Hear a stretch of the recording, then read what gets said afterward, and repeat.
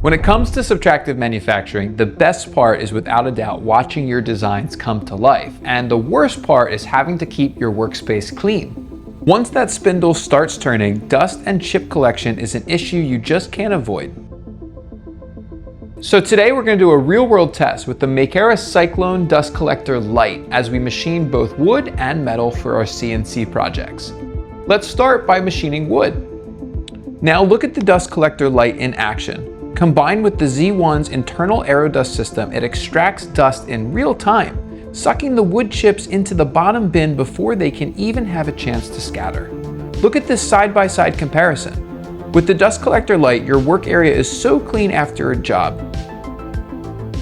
Now let's try machining some metal stock. The dust collector Lite handles it smoothly, keeping the work surface clean, which also helps improve machine quality and precision through effective chip evacuation. As an alternative, a household vacuum is incredibly loud and can't be used for extended periods of time. The dust collector Lite operates at about 60 decibels and has unmatched internal cooling, meaning that you can run it for hours without disrupting your life or work. Let's summarize the pros and cons. The first major advantage, fully automated control and extended runtime.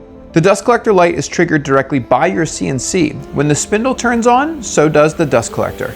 It features auto start-stop and is built for hours of continuous CNC operation quietly. And again, this is something that a household vacuum simply cannot do. The second major advantage, Z1 ecosystem optimization.